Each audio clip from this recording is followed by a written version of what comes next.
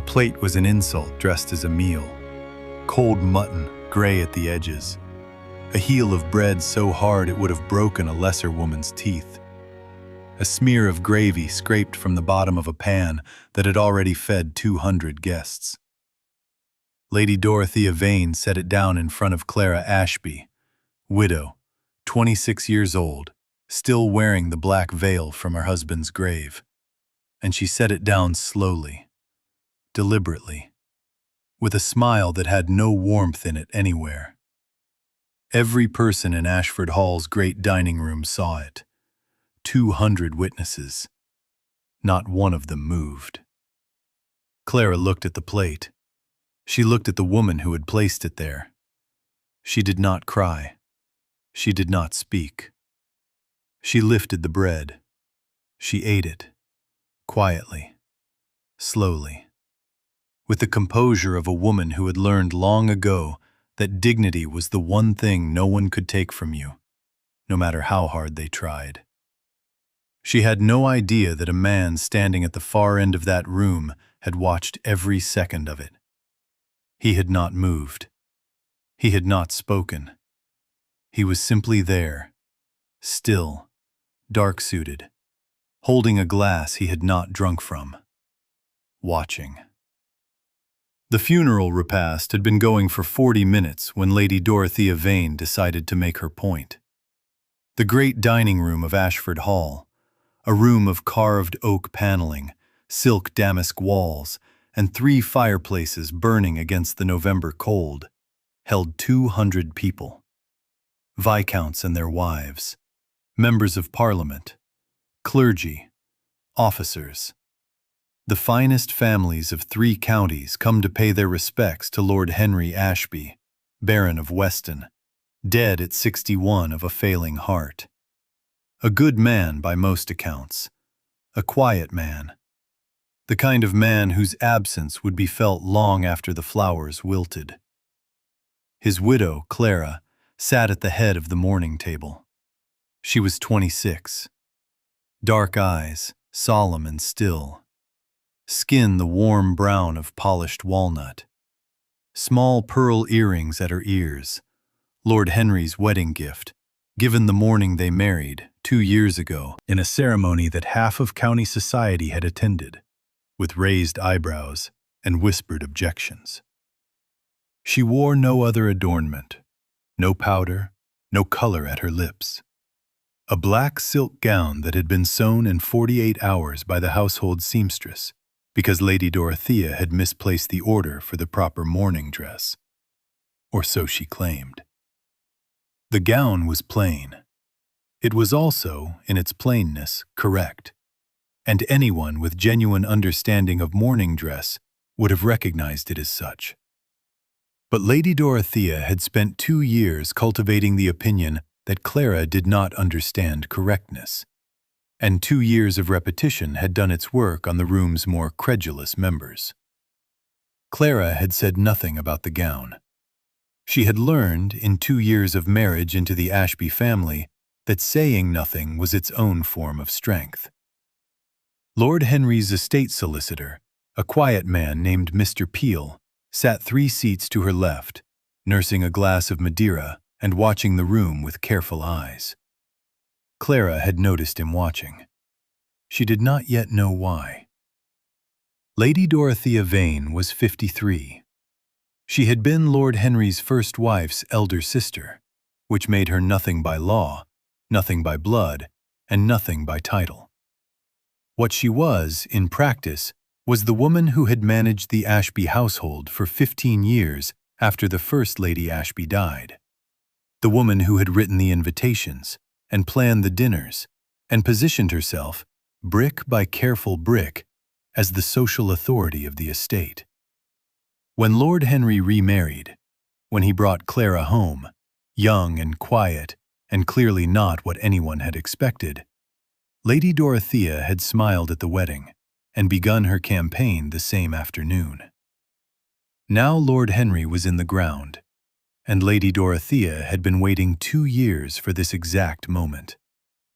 The repast was her production.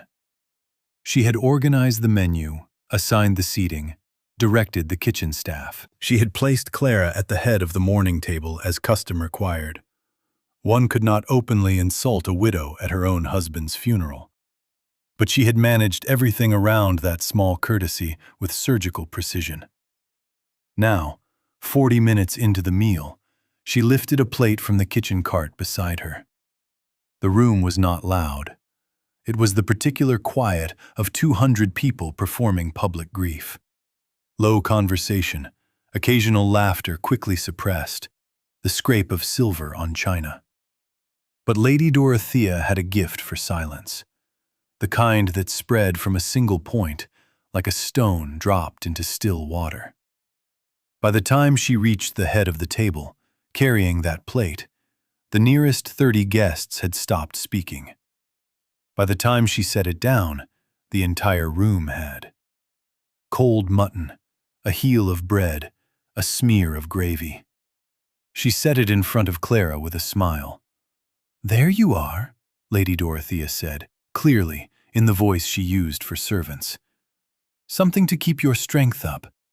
Modest, as befits the occasion." Now, it is important to understand what that sentence meant in the England of 1847. A widow at the morning table was, by social convention, the highest-ranking person in the room. Every guest knew it. The quality of what was placed before her was not merely a matter of appetite. It was a public declaration of her worth, her standing, her legitimacy, her right to be precisely where she was sitting. What Lady Dorothea had placed in front of Clara Ashby, in front of 200 witnesses, was not a plate of food. It was a verdict. Mrs. Cavendish, wife of the local magistrate, set her fork down. Lord Pemberton, who had served with Lord Henry in Parliament, stopped mid-sentence. The Reverend Holt, who had read the burial service not 3 hours before, turned from his conversation near the sideboard and stared. Nobody spoke. Clara looked at the plate. She looked at Lady Dorothea. She looked at the 200 faces turned toward her, some with pity, some with discomfort, some with the barely concealed satisfaction of people who had always questioned her right to the seat she was occupying. She picked up the bread. She ate. Every bite was steady. Every swallow was calm. Her hands did not tremble. Her eyes did not fill. She chewed the stale bread with the composure of a woman who had made a quiet decision years ago and had never once regretted it. She would not give cruelty the satisfaction of a reaction. Lady Dorothea returned to her seat. She lifted her own plate. Roasted pheasant, buttered parsnips, a full glass of claret. And she smiled at the woman beside her. What she did not see, because she was not looking at the far end of the room, was the man who had been standing there for the last 6 minutes. He was tall, broad across the shoulders in a way that suggested not fashion but function. Dark hair, a jaw cut clean and hard. He wore mourning black, as did every man in the room, but on him it looked different, less ceremonial, more permanent, as though black were simply his natural state. He held a glass he had not drunk from. His eyes had not left Clara since she sat down. When Lady Dorothea placed that plate, his jaw tightened. A single, barely visible movement. The kind a man makes when he has seen something he expected and hoped he would not see. He set his untouched glass on the mantelpiece. He straightened his coat, and he began to walk toward the head of the table. If you are new to this channel, subscribe now and hit the bell, because what this man does next is the reason 200 people walked out of that dining room talking about it for the rest of their lives. And you are going to want every word. His name was Edmund Ashford. The logs in the nearest fireplace cracked and settled. Somewhere near the kitchen passage, a door swung shut. The small, ordinary sounds of a house continuing its business, entirely indifferent to the fact that 200 people had just held their collective breath. The Duke of Ashford, one of 7 dukes in England, the owner of 4 estates, a coal concern in the north, and a parliamentary influence so absolute that ministers had been known to postpone votes until they knew which way he intended to stand. He was 34 years old, unmarried, and had not attended a social gathering of any kind in 14 months. Not since he returned from the continent, thinner and quieter, and carrying something behind his eyes that people did not like to look at directly. Nobody had expected him at this funeral. Nobody, except perhaps Mr. Peel.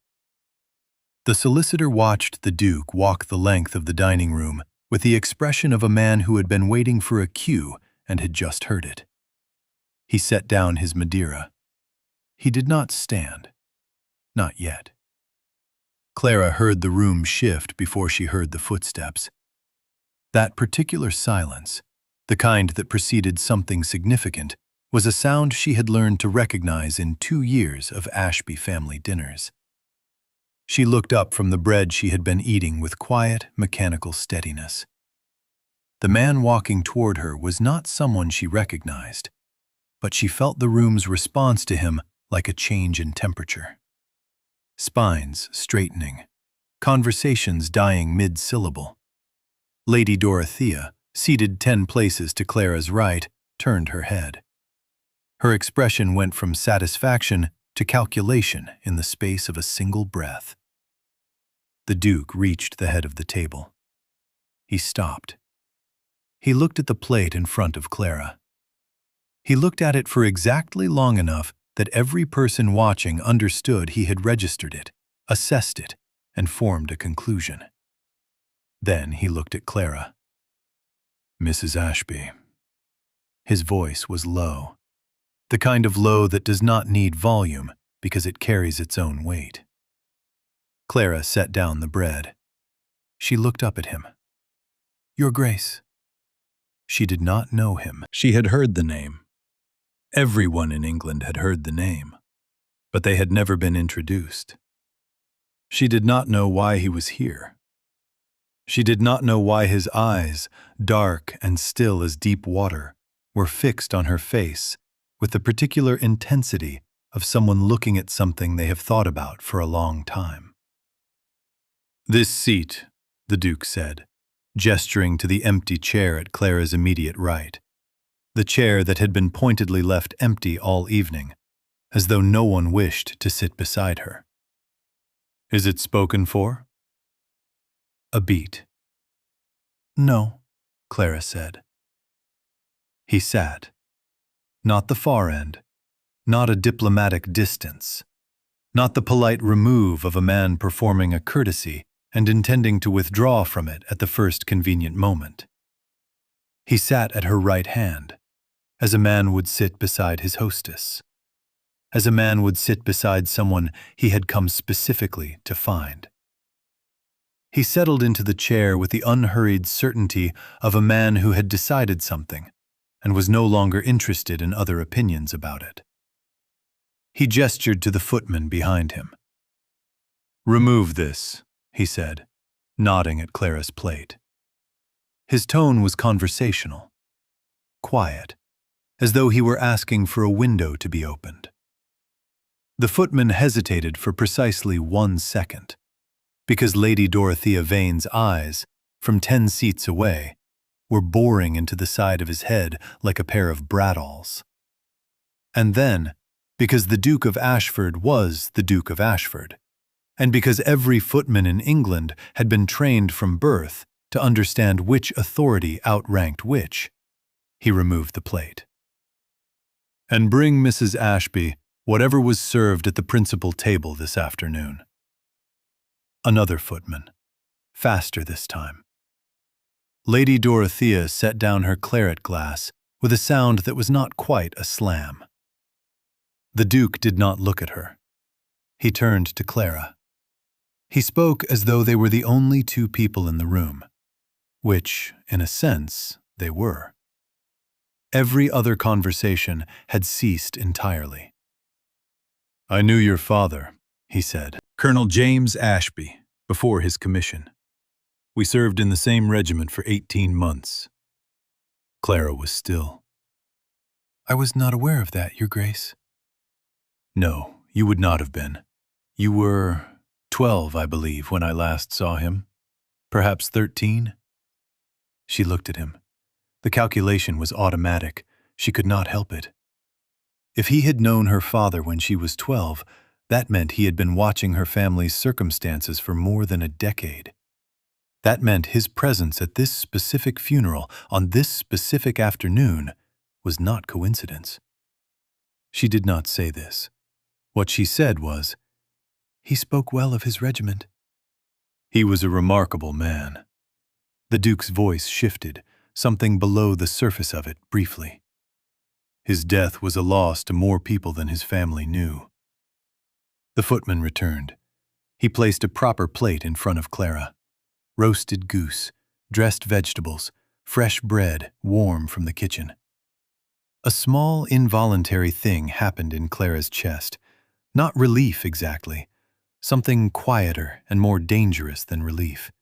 Something that felt, for just a moment, like being seen. She did not examine it.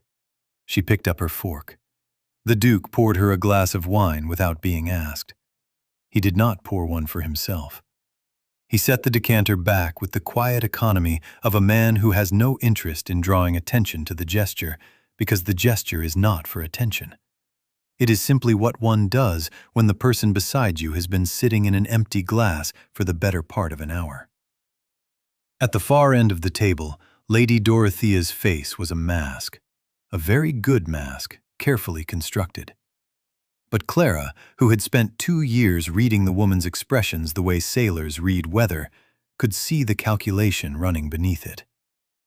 Who was this man? Why was he here? What did he know, and how much of it? The last question was the right one. But Lady Dorothea would not learn the answer for another 40 minutes. And by then, it would be too late. Clara Ashby had not been born to difficulty. She had been born 26 years ago to Colonel James Ashby and his wife Margaret in a moderate but comfortable house in Derbyshire. Her father was gentry, not nobility, a colonel's commission, a family name of some standing, and an estate of 400 acres that had fed and housed the family for 3 generations. Not wealth, respectability.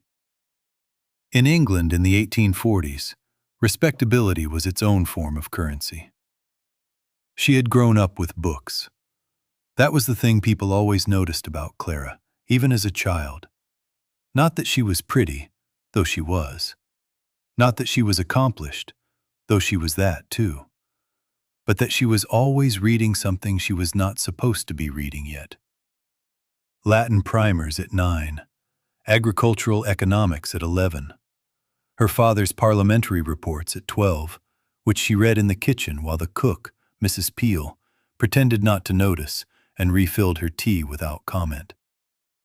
At 13, she had found a book on English property law in her father's study and read it cover to cover in 2 days, understanding perhaps half of it, but understanding enough. She did not know then how useful that knowledge would become. She did not know at 13 that knowledge was not merely a comfort or an accomplishment. That it was, for a woman in England in the 1840s, among the very few forms of protection available that could not be confiscated by legal circumstance. A woman could not hold a bank account in her own name. She could not sign a contract. She could not inherit entailed property or bring suit in a court of law without a male intermediary. But she could know things. She could understand what was being done to her and around her and in her name. And that understanding, while it could not substitute for legal standing, was the difference between walking into a room with your eyes open and walking in blind. Clara had always walked in with her eyes open. Her mother died when Clara was 15. Her father, who had always been a quiet man, became quieter. He taught her to ride properly, to manage household accounts, to read a contract before signing it. "The world will try to convince you that these things are not your concern," Colonel Ashby told her once, watching her work through a column of numbers at the kitchen table. "That your concern is to look pleasant and wait for a suitable man to manage them for you." He let the silence sit for a moment. Do not let it. She had not. But the world Colonel Ashby had warned her about had arrived regardless. When Clara was 22, her father died. He left behind the Derbyshire estate, £300 in savings, and a debt she had not known existed. A long-ago financial arrangement made during a period of poor harvests that had never been fully settled. The estate's creditor, it emerged, was a solicitor's firm operating on behalf of a trust she could not trace. The debt was called in within 6 weeks of her father's death. The estate was sold. The £300 vanished into legal fees. She was left with her books, her clothes, a small leather trunk, and the address of a distant cousin in Yorkshire. She was 22 years old. What happened next was not what anyone expected. She did not go to the cousin in Yorkshire. Instead, she wrote to every connection her father had ever mentioned: former officers, business contacts, family acquaintances. And she was precise about it. Not begging letters, not appeals to charity. She presented herself as a woman of education and capability, seeking a position as a lady's companion or household administrator. She received 4 replies. She accepted the best offer: a position as companion to the elderly Countess of Durham, a fierce woman of 70 who had outlived 2 husbands and had no patience for timidity. The Countess taught her things no finishing school would have touched: how to read a room at a dinner party, how to write a letter that sounds like a request but functions as a command, how to sit in a chair with the absolute stillness of a woman who has nothing to prove to anyone. "You have something," the Countess told her once, studying her the way one studies a painting one is considering purchasing. "I cannot name it precisely, but whatever it is, do not let this world beat it out of you." Clara had been a companion to the Countess for 16 months when Lord Henry Ashby arrived for a weekend party at Durham House. He was 59, gentle, a widower for a decade. He had sad eyes and steady hands, and he asked her on the second afternoon what she was reading. She told him. He laughed, the surprised, genuine laugh of a man who had not expected an honest answer. They were married 4 months later. It was not a love story, and Clara had never pretended otherwise. It was a partnership between 2 people who respected each other and were both, in different ways, tired of being alone. Lord Henry gave her his name, his household, and his protection. She gave him companionship, competent management of his increasingly disordered affairs, and 2 years of quiet, loyal presence. He gave her something else, too. Something he had told her about 3 months before he died. Something she had carried in her chest ever since, small and smooth as a river stone, waiting. She had not yet told anyone. She was not yet sure when the moment to tell it would arrive. But as she sat at the morning table with the Duke of Ashford at her right hand, eating the proper meal that his quiet intervention had produced, she found herself thinking about what Lord Henry had said. She found herself thinking that the moment might be closer than she had imagined. Lady Dorothea was not a patient woman by nature. Patience was a quality she performed, arranged on her face like flowers in a vase, functional and temporary. But it was not something she felt. What she felt, watching the Duke of Ashford sit at Clara Ashby's right hand and make quiet conversation for the better part of an hour, was something considerably less composed. She was not afraid. She had no reason to be afraid. She had spent 2 years preparing for the hours after Lord Henry's death. She had cultivated the right relationships, positioned herself as the natural authority on the estate's household matters, and, most importantly, she had dealt with the will. Or so she believed. What she knew. Lord Henry had made a will in 1842, before his second marriage, leaving the bulk of the non-entailed estate assets, the investments, the timber rights, a property in Bath worth several £1,000s, to his sister's children and to the management of Lady Dorothea herself as executor. She had known the terms of that will for 4 years. She had planned around it with the thoroughness of a general mapping and anticipated campaign. Not greedily, she told herself, not grasping, but practically. She was 53 years old and had spent 15 years managing this household and its social obligations, and practical people planned for eventualities. What she also knew, Lord Henry had discussed revising that will after the marriage, but as far as she was aware, the revision had never been formally executed. Mr. Peel, the solicitor, had told her as much 3 days ago, when she had made a point of asking. What Mr. Peel had actually said was, "The 1842 will remains the document I am instructed to work from, my lady." Which was true. He was instructed to work from it. He had not said it was the final document. Lady Dorothea had not asked the precise question. She was accustomed to people telling her what she wanted to hear, and Mr. Peel was a man of few words. She had heard what she wished to hear, and proceeded accordingly. She should have asked the precise question. Across the dining room, the Duke said something quietly to Clara. Clara turned her head. The change in her expression was fractional, barely visible. Her chin lifted a degree.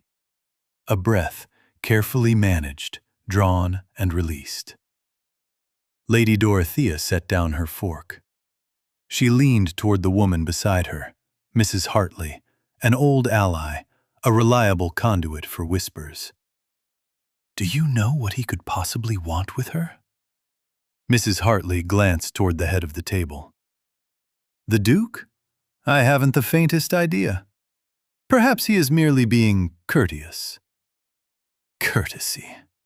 Lady Dorothea's voice carried the word as though it were something she had found on the bottom of her shoe. "Edmund Ashford has not attended a social occasion in over a year. He did not correspond with Lord Henry in decades. He has never, to my knowledge, been introduced to that woman. And yet here he is, at her right hand, managing her plate." She paused. "It is not courtesy." Mrs. Hartley had the wisdom to say nothing further.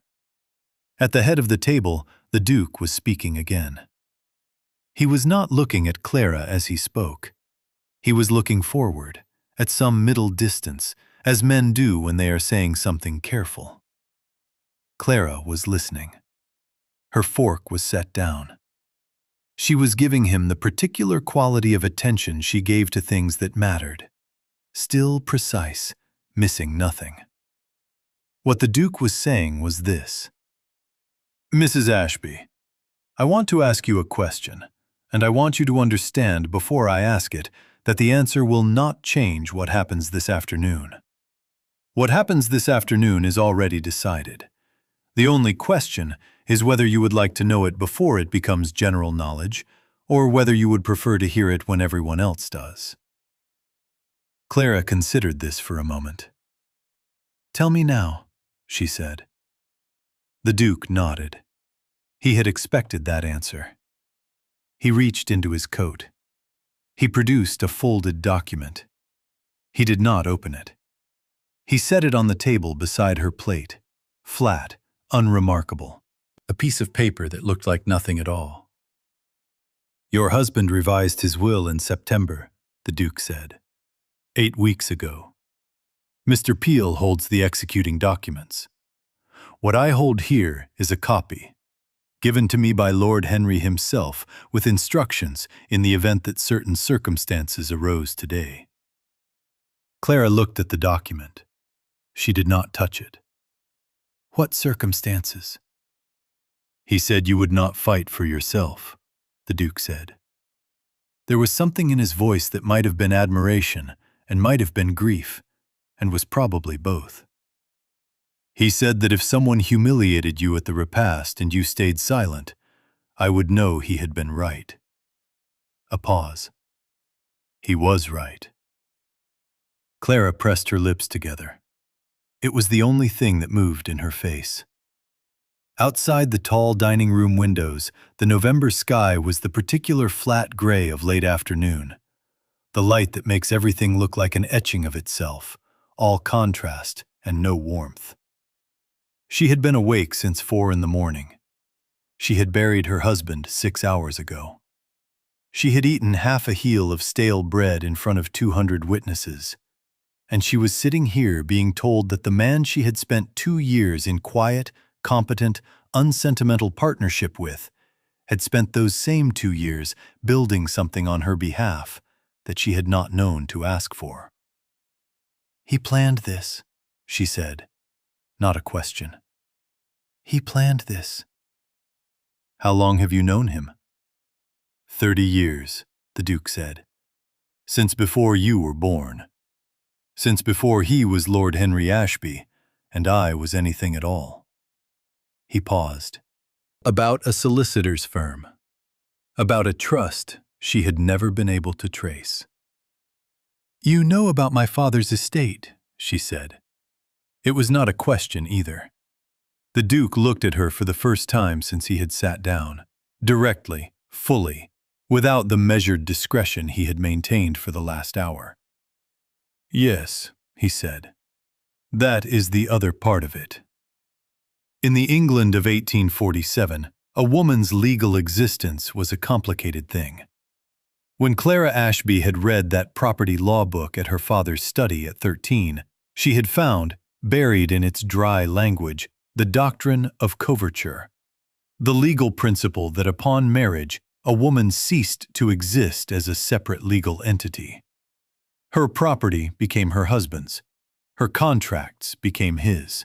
Her debts, her wages, her very name in a courtroom was subsumed into his. She was, in the eyes of English law, a shadow.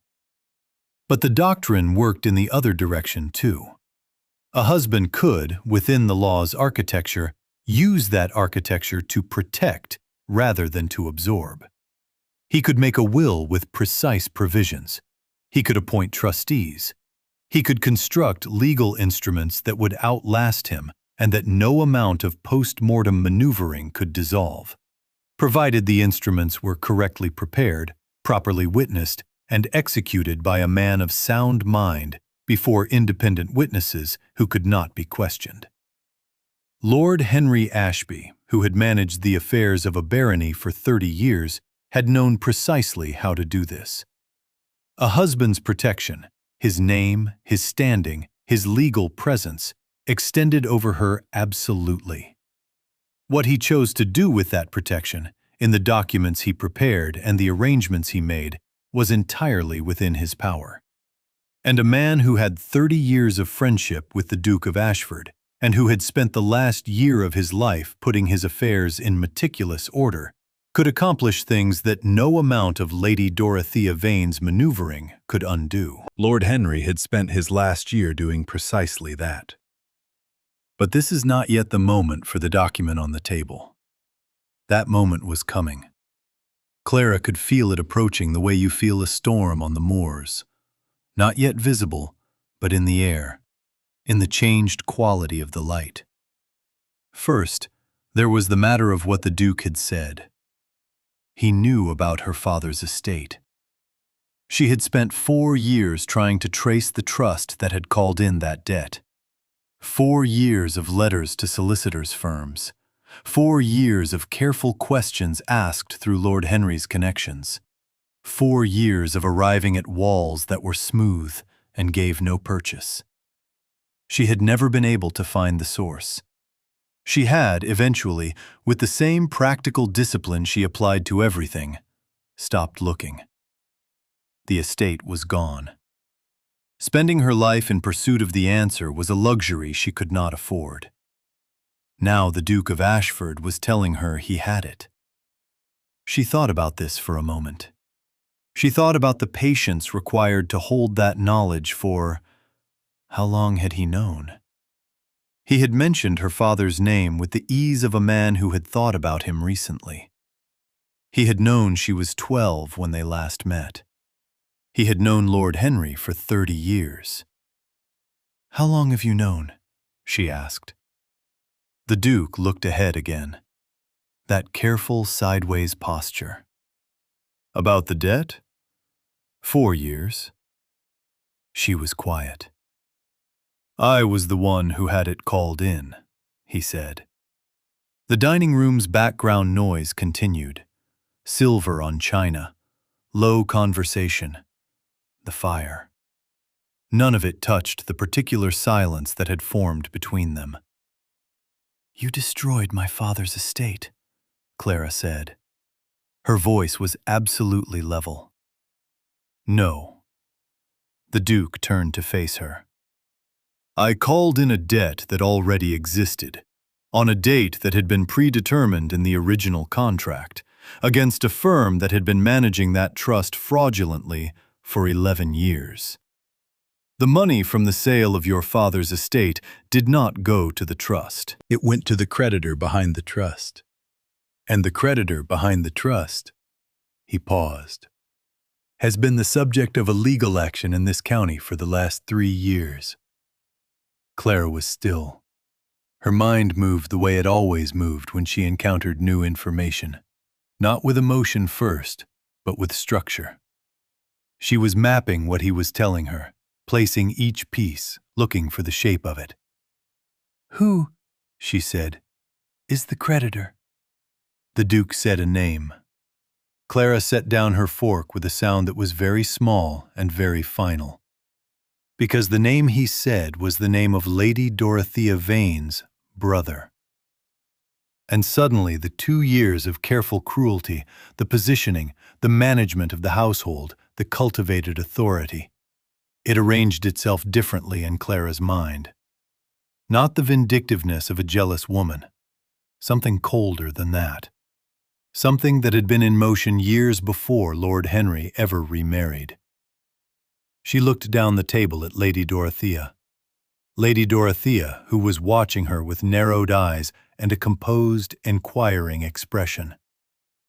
"She knew," Clara said. Not loudly, not dramatically. A statement of fact, the way she would note a column of figures that balanced. "She was aware of her brother's interest," the Duke said. "Whether she directed it, that is one of the questions the legal action will settle." He was watching Clara's face carefully. "Mrs. Ashby, are you quite all right?" An extraordinary question in the circumstances. Clara almost smiled. "I have been quite all right since I was 22 and had nothing," she said. "I am considerably more all right now." She looked at the document still lying on the table beside her plate. "When does Mr. Peel intend to read the will?" "When I stand up," the Duke said. That was the arrangement.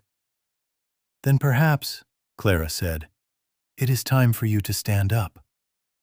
The Duke looked at her for a moment. Not many things moved in that face, but this was unmistakable. Not pity, not admiration precisely, but recognition. The expression of a man who has been told something about a person for a long time and is now, for the first time, seeing it with his own eyes and finding it entirely accurate. He pushed back his chair. He stood. The sound of a chair pushed back at the head of a table is, in itself, unremarkable. But when the man pushing it back stood to his full height, and the Duke of Ashford was a man whose height had a quality to it beyond mere measurement, a weight, a presence that occupied the air around him the way weather does. Every conversation in the room died. Not one by one, all at once, like candles snuffed in a single breath. 200 people turned. Lady Dorothea turned last, and slowly. The Duke did not speak immediately. He let the silence establish itself. He had spent a career in Parliament and on battlefields, learning that the person who speaks first into a silence is rarely the person who controls it. He looked around the room without haste. His gaze moved over the faces the way a man surveys ground before deciding where to stand. Then he said, quietly, "Ladies and gentlemen." That was sufficient. At the far end of the table, Mr. Peel rose from his chair. He had been waiting for this. He opened the leather case that had sat untouched beneath his seat for the last hour. He removed a document bound in dark blue. He walked the length of the room, every step audible, and took a position near the head of the table. "My name is Mr. Peel," he said. "I am the estate solicitor for the late Lord Henry Ashby, Baron of Weston. I have been his solicitor for 22 years. I am here at his express written instruction to read his final will and testament on the day of his funeral repast, in the presence of his family and guests." He adjusted his glasses. "The document I hold was executed on the 14th of September, 1847. It supersedes all previous documents. It is legally binding and final." Lady Dorothea had gone very still, the stillness of a woman who had just heard a date she had not expected. September, the 14th. She had asked Mr. Peel about the will 3 days ago, and Mr. Peel had said— She turned the words over, quickly, cold dread beginning to move through her chest.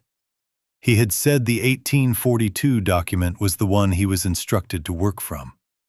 He had not said it was the final document. He had not said there was no newer one. She had assumed.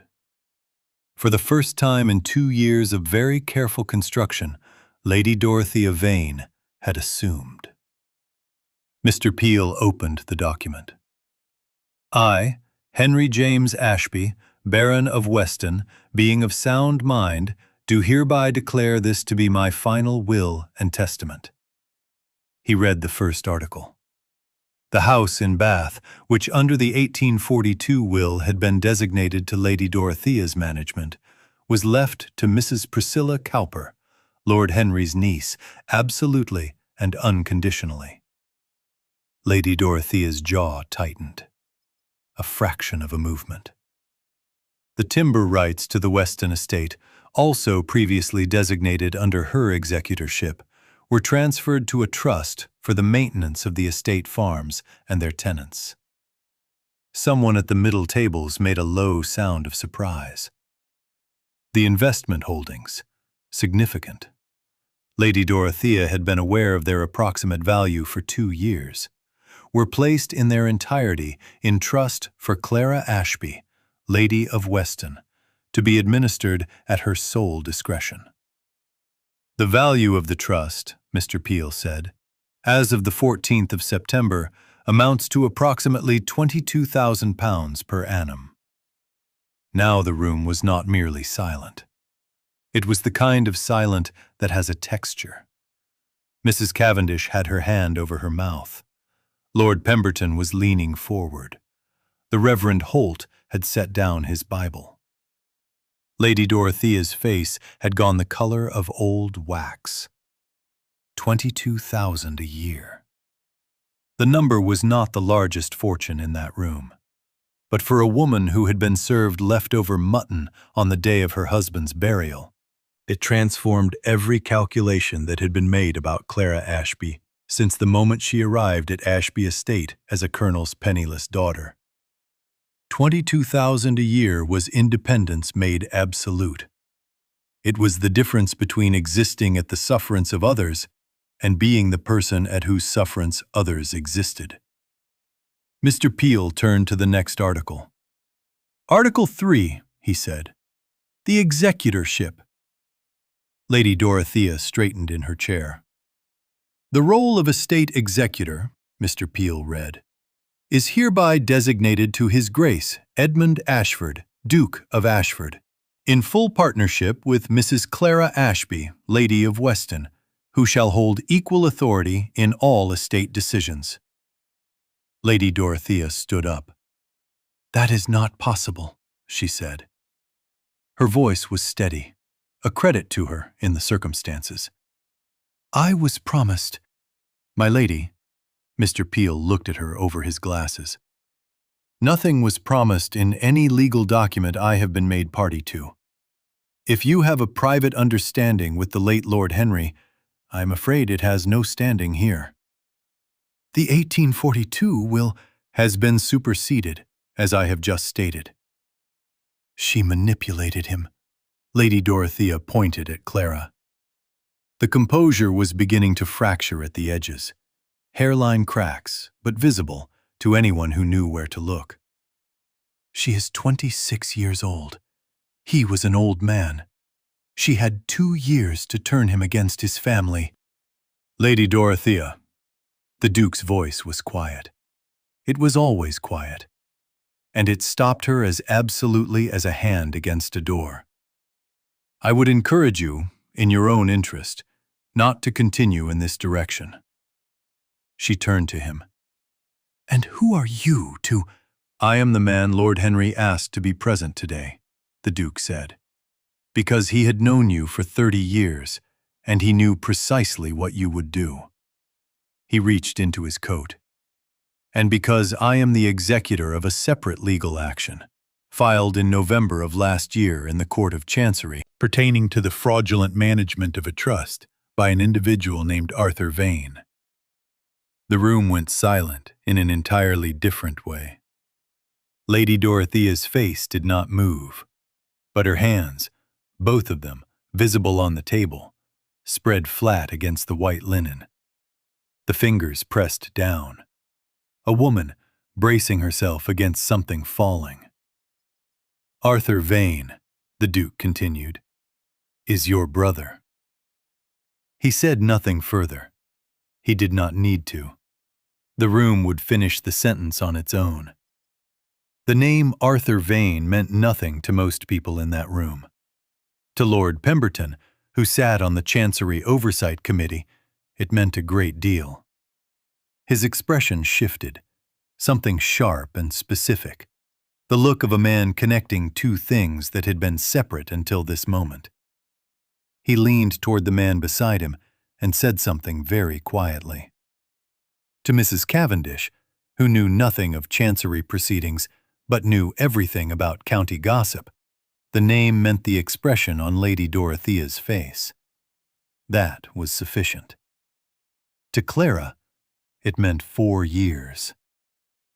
She sat very still while the Duke spoke. She had known for approximately 8 minutes what was coming. Long enough to prepare, not long enough to entirely believe it. Even now, hearing the words in the formal, carried silence of the dining room, there was a part of her that felt the distance between knowing and hearing it confirmed out loud. Her father's estate. 4 years ago, she had been 22, alone and without recourse. She had spent that year writing letters that went unanswered, asking questions that met closed doors, arriving at walls that were smooth and gave no purchase. She had eventually stopped. She had been practical about it. She had moved forward. What she had never done, what she had decided on a specific afternoon in a specific year she would not do, was become bitter about it. Bitterness was a weight, and she had too much work to do to carry extra weight. But sitting here now, in the dining room of the house she had managed for 2 years, listening to Lord Henry's arrangements unfolding one careful piece at a time, she understood something she had not understood fully before. Lord Henry had known about the debt when he married her. Not discovered it afterward. Known it before. He had married her knowing what had been done to her family. He had spent 2 years, quietly, methodically, building the legal case. Not through drama, not through confrontation, but through the same steady accumulation of evidence that characterized everything he did. He had recruited the Duke, who had the parliamentary connections to bring a chancery action. He had prepared a will that stripped every arrangement Lady Dorothea had constructed for the post-Henry era. He had planned the public reading at the repast with 200 witnesses, specifically because he understood that public record was the only record Lady Dorothea could not revise. He had known he was dying. He had spent his last months engineering the one thing he could still give her. Not justice as a word, justice as a fact. Mr. Peel had reached the personal statement. Lord Henry, it emerged, had written one. A habit Clara suspected he had developed from talking to the Duke, who had mentioned it with the ease of a man who had suggested it. Mr. Peel cleared his throat. He read, "I have been asked why I married Clara. The question has been put to me in various forms, some polite and some less so, for 2 years. The honest answer is that I recognized something in her immediately. Not beauty, though she has that. Not accomplishment, though she has that too. But character. The particular character of a person who has been dealt an unjust hand and has refused to become unjust themselves. I have known very few such people in my life. The Duke of Ashford is one. Clara is another." The room was very quiet. "I want it understood, by everyone in this room and by record, that this woman built nothing on my name and took nothing from my estate that was not freely given. What she gave me in return was worth more than I can calculate, in any currency that solicitors deal with. She showed up every single day. She was honest with me when honesty was difficult. She managed this household with a competence that shamed people who should have been ashamed. And when my sister-in-law was cruel to her, and I saw it every time, I am not as blind as people assumed, she responded with a grace that I have spent 2 years trying to be worthy of." Clara pressed her fingers together in her lap. "To Lady Dorothea, I say this. I knew about your brother's involvement in the trust before I remarried. I know you were aware of it. I have chosen not to include you in the legal action because the law's business with Arthur is sufficient without your name beside it. What I give you instead is the public knowledge that I saw you. I saw what you built, and I chose, very deliberately, not to let it stand." Lady Dorothea's face, for the first time, was entirely unguarded. It was not the expression of an exposed villain. It was something rawer than that. The expression of a woman who has built a version of herself for 30 years and is watching it taken apart piece by piece in front of every person whose opinion she has spent those 30 years cultivating. "And to Clara." Mr. Peel's voice was steady. The room was completely still. "You will know, when you hear this, that I arranged all of it. The will, the Duke's presence, the public reading. You will perhaps feel, for a moment, that I did not trust you to fight for yourself." A pause. "I did not. Not because you are not capable of it, because you would not have done it. You would have eaten the bread and gone home, and continued to be exactly who you are, extraordinary and entirely unprotected. I could not leave you unprotected. It was the one thing I could not do." The room held. Then, at one of the middle tables, a woman began to cry. Then another. Franklin Odom, Lord Henry's parliamentary ally, had his hand over his eyes. The Reverend Holt was perfectly still, both hands around his Bible. And Clara, at the head of the table, sat with her fingers pressed together in her lap, tears running freely and silently down her face, and she did not wipe them. She let them fall. She had been holding them for 3 days, possibly longer, and they were not tears of sadness exactly. They were the physical expression of something that had no other available form. She had known Lord Henry was a good man. She had not known how much. I need to pause here.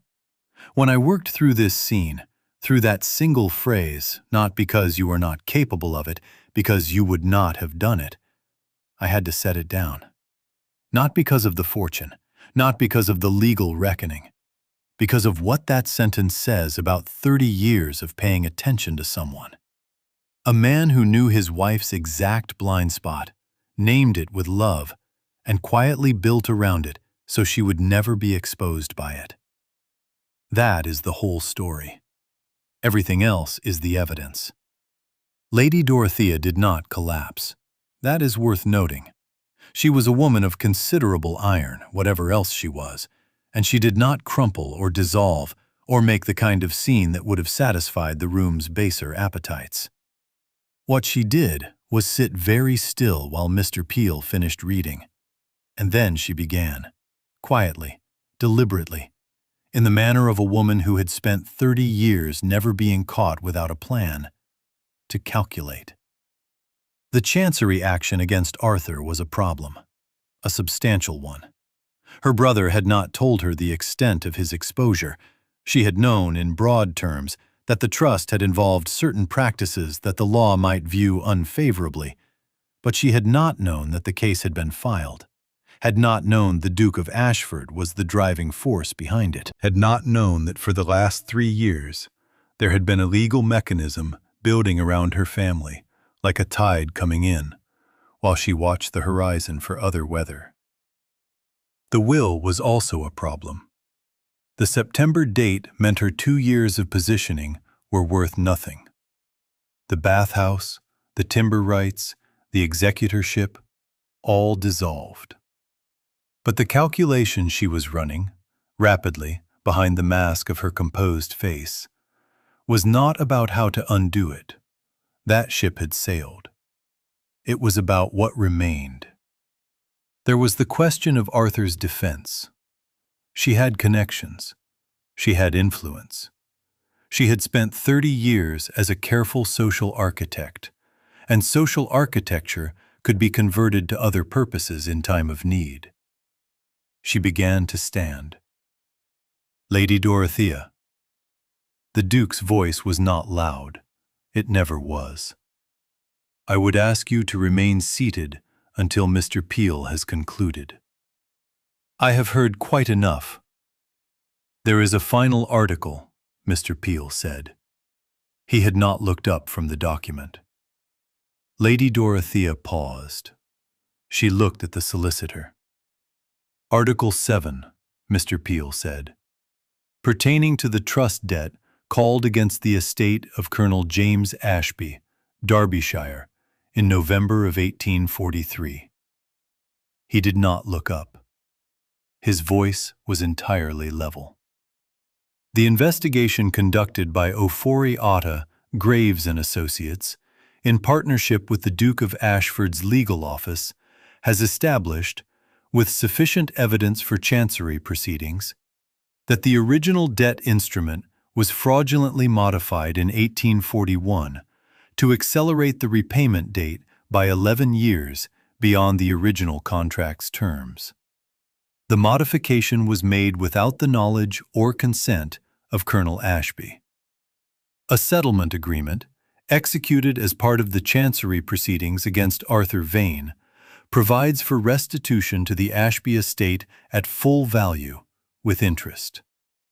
He turned the page.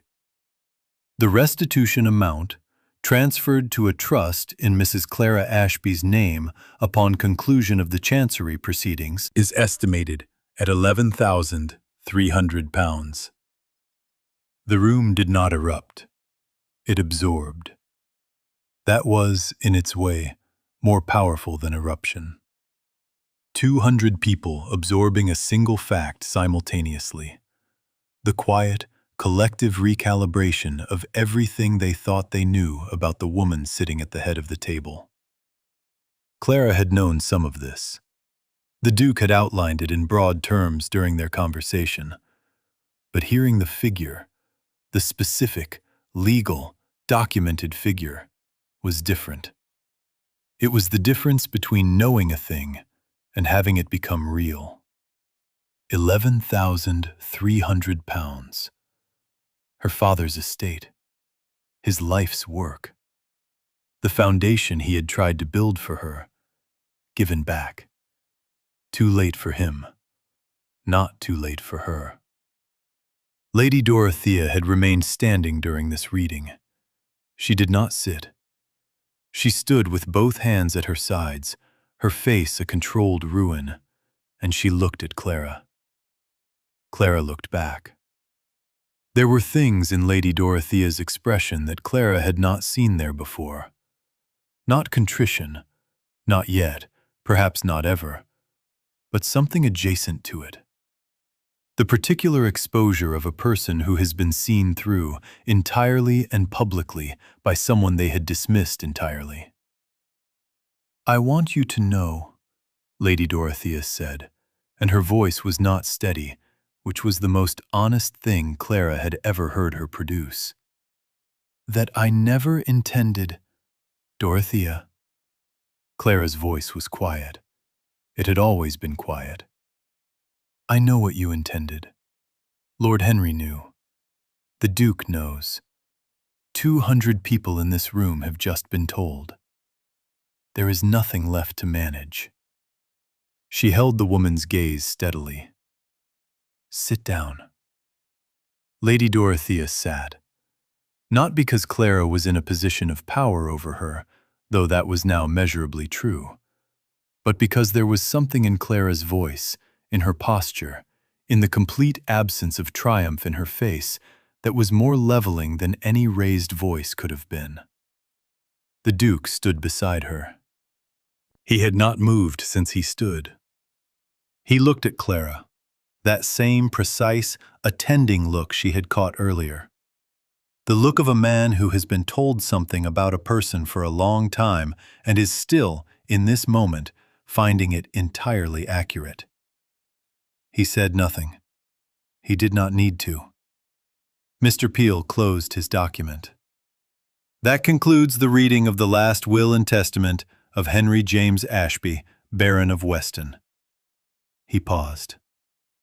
"God rest his soul." Several voices around the room answered, low and involuntary.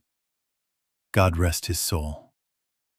Then, from somewhere near the middle tables, Lord Pemberton, who had been a friend to Lord Henry for 30 years, a slow, deliberate sound began. His hands coming together. Once, twice. Building. Then Mrs. Cavendish. Then the Reverend Holt. 200 people.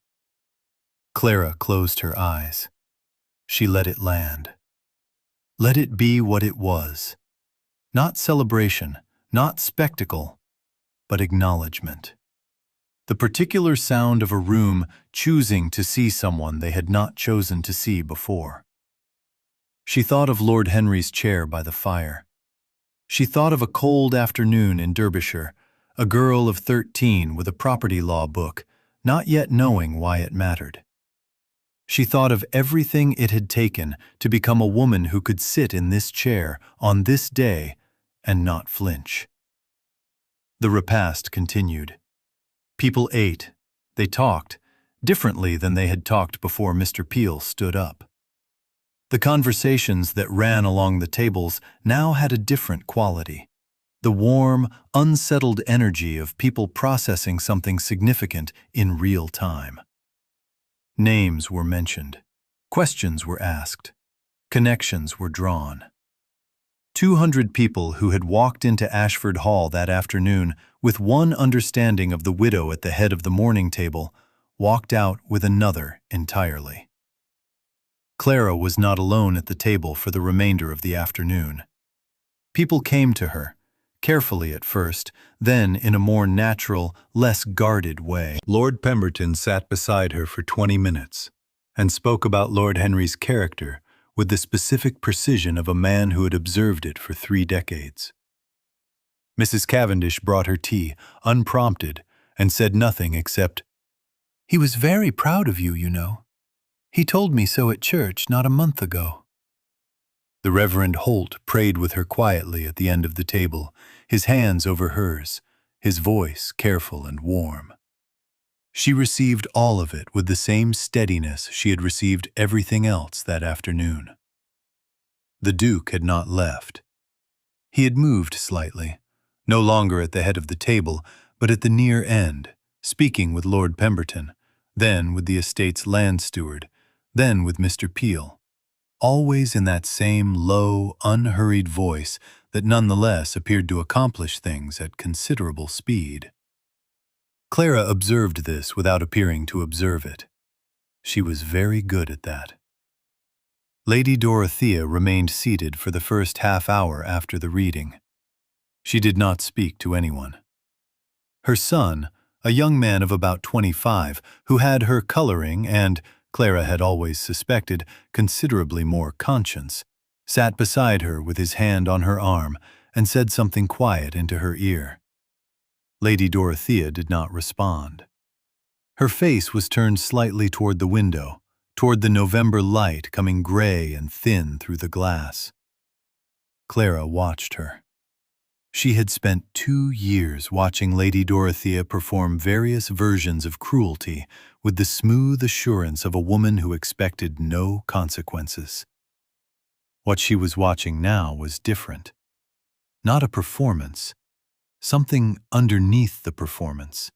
The actual woman, stripped of the architecture she had built around herself, sitting in a chair in a room full of people who knew, and trying to find what was left when the architecture was gone.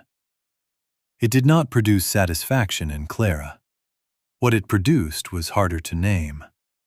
It would take time to understand. When the guests began to leave, slowly, in 2s and 3s, the natural dispersal of a long afternoon, Lady Dorothea rose at last. She collected her gloves from the table. Her son stood beside her. He looked toward Clara with an expression that contained a full apology he did not know how to begin delivering. Clara caught his eye. She shook her head slightly. It was not the moment. He seemed to understand that. Lady Dorothea walked the length of the dining room. She reached the door. She stopped. She did not turn around.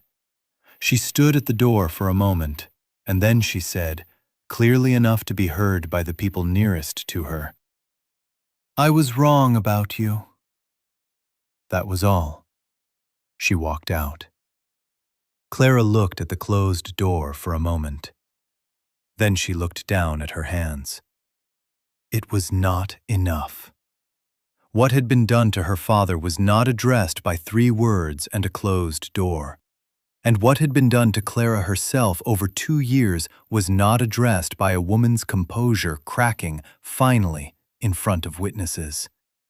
Those things were separate. They would have their own reckoning, in their own time, through the mechanisms that Lord Henry and the Duke had set in motion. But 3 words honestly spoken, from a woman who had spoken dishonestly for 30 years, was not nothing. Clara understood this. She was a practical woman. The Duke appeared at her side. She had not heard him approach. He moved quietly for a large man, which she suspected was professional habit from a life that had included certain situations where moving quietly mattered. "The carriage is ready," he said. "I am not quite finished," Clara said. She was still looking at her hands. at the small pearl earrings she could feel at her ears, at the ring on her right hand that Lord Henry had given her on their first wedding anniversary. "He told me," she said, "that he hoped you and I would be friends. He said, and I remember the exact words because they surprised me. He said, 'Edmund is the best man I know.' And he has never once in his life had anyone look at him the way you look at problems, like they are things that can actually be solved." The Duke was quiet. "I did not know what he meant at the time," Clara said. "I thought it was the particular sentimentality of a man who knew he was dying." She looked up. "I am beginning to understand it better." The Duke looked at her. That full, direct look, the one he used rarely, the one that had nothing diplomatic in it at all. "Lord Henry," the Duke said, "had 30 years of being right about things. I stopped arguing with him in 1828. A pause. I do not intend to start now." Clara regarded him for a moment.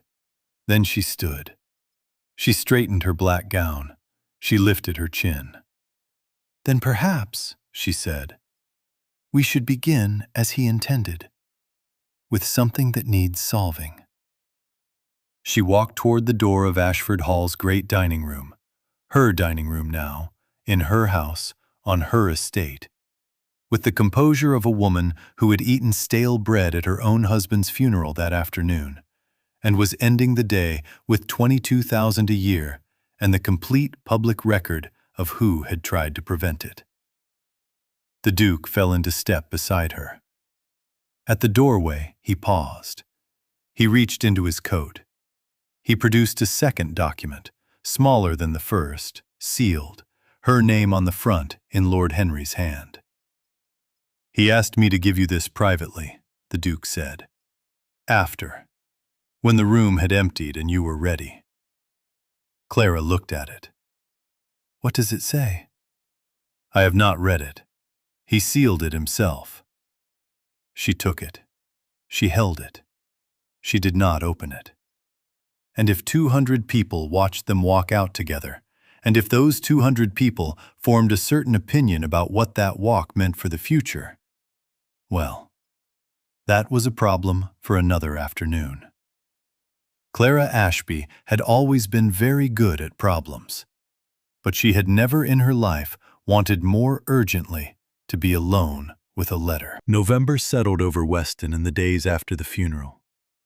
The estate, 400 acres of formal grounds, managed farms, and the particular English countryside that turns a specific shade of pewter in late autumn, continued its business, as estates do. Tenants came to the steward's office. Accounts were reviewed. The winter preparations that Lord Henry had always overseen were overseen instead by the woman who had watched him do it for 2 years and had absorbed, with the same silent competence she applied to everything, precisely how it was done. Clara worked. This was not new. She had always worked. What was new was the texture of it, the particular quality of labor that belongs to a person who is managing something that is genuinely, legally, unambiguously theirs. She had not understood until the first morning after the funeral, when she sat at Lord Henry's desk in the estate study and opened the account books without the peripheral awareness of Lady Dorothea possibly appearing in the doorway, how much of her previous energy had been spent simply on the maintenance of composure in a hostile environment. Without the hostility, the composure was still there. It had just become something lighter, something that took less effort to carry. The Duke called on her 12 days after the funeral. He came in the morning, without ceremony, in a traveling coat that was muddy at the hem, which told her he had come from the North Estates directly. He was shown to the study. She did not receive him in the drawing room, which would have required tea and social ritual, and she suspected he would prefer to skip both. And he brought with him a leather case and the particular direct manner of a man conducting business he finds straightforward and would like to conclude efficiently. They worked for 3 hours on the Chancery paperwork. It was, as it turned out, a comfortable 3 hours. He brought clarity to the legal mechanisms she found opaque. She brought precision to the financial documentation he found tedious. They did not discuss the funeral, or Lord Henry's letter, or what had been said at the morning table. They worked. When the work was done, he closed the case and she called for coffee, and they sat in a silence that had, over the course of 3 hours, become entirely companionable. "Arthur Vane," she said, "when will the proceedings conclude?" "Spring, most likely. Chancery moves at its own pace, and nobody has yet found a means of accelerating it." He turned his coffee cup once in his hands, unhurried. "The evidence is sufficient. The outcome is not in doubt." "And Lady Dorothea's position in relation to the proceedings?" "She is named as a person of interest rather than a formal defendant at present. Whether that changes depends on what Arthur chooses to say in his own defense." He set down the cup. "She wrote to me last week." Clara turned to him. "About what?" "About you." He was quiet for a moment. "She asked whether a formal apology, submitted through a solicitor as a legal document, would carry any weight with you. She said she understood that words were insufficient and that she wished to provide some form of material acknowledgement." Clara considered this. It was not what she had expected. A material acknowledgement, submitted formally through legal channels, was not the weapon she would have imagined Lady Dorothea choosing when other weapons were exhausted. It was, in its way, the most honest thing the woman had produced in their 2-year acquaintance. An acknowledgement that words alone were, indeed, insufficient. "Tell her," Clara said, and her voice was even, "that if the acknowledgement is genuine and is directed appropriately, I will receive it. But that I am not a court. I cannot give her what she actually wants, which is absolution." Her eyes went to the account books on the desk. "What she did to my father's estate, and to me, has consequences that belong to the law and to her own conscience. I will not carry them for her." The Duke was quiet for a moment. Then he nodded. The single, precise acknowledgement of a man who has just heard something he intends to carry exactly as delivered. "I will tell her exactly that," he said. "Word for word, please." "Word for word." He left in the early afternoon. She watched his carriage go from the window of the upstairs landing, where Lord Henry's portrait hung, painted 15 years before she knew him. A younger version of the same steady face, the same patient eyes. She stood before it for a moment. "I hope you know," she said quietly to the portrait, "that I am going to do something useful with all of this." The portrait offered no opinion, which was, she had always felt, very Lord Henry. She went back to the study. She opened the account books. She had been considering, for several weeks, a proposal regarding the estate's southern farms, an arrangement that would allow tenant families to participate in the profits of the harvest rather than paying fixed rents regardless of yield. Lord Henry had been sympathetic to the idea, but cautious. He was not here to be cautious anymore. She picked up a pen. She began to write. That evening, after the Duke's carriage had gone and the house had grown quiet, she sat at Lord Henry's desk and opened the sealed letter. His hand, his ink. 3 pages, close written, the way he wrote when he had much to say and limited time in which to say it. She read it slowly. She read it twice. She did not record what was in it. That was between them. But when she set it down, she picked up a pen. She opened the account books. She began, on a clean page, a proposal she had been carrying in her mind for several weeks. An arrangement for the estate's southern farms. Tenant families sharing in the harvest's profits rather than paying fixed rents regardless of yield. Lord Henry had been sympathetic to the idea. Cautious. He was not here to be cautious anymore. She wrote until the candle burned low. The house was still around her. Her father's name would go above a library door in Derbyshire within the year. The chancery proceedings would conclude in spring. The Duke would return on Tuesday. She already knew this because he had said so, and he was a man who meant what he said. What she had not always had, what 200 people in Ashford Hall's great dining room had witnessed being restored to her, one irrevocable article at a time, was the room. She had it now. She picked up her pen. She began. If you have stayed with this story until the end, and I suspect you have because that is the kind of person you are, then you know that what happened in Ashford Hall's dining room was not about money. It was not about a will or a chancery case or a plate of cold mutton. It was about a woman who carried 31 years of injustice without becoming its mirror. It was about a man who spent the last year of his life making sure that patience was not mistaken for passivity. And it was about a room full of witnesses who had a choice: to look away as they had looked away when the plate was set down, or to look directly. They chose, in the end, to look directly. So did you. Subscribe and turn on notifications, not to miss what comes next. These stories are not finished. The people who serve scraps at funerals always believe the story is over when they walk away from the table. It never is. Share your thoughts in the comments. Tell me which moment stayed with you longest. I read every one.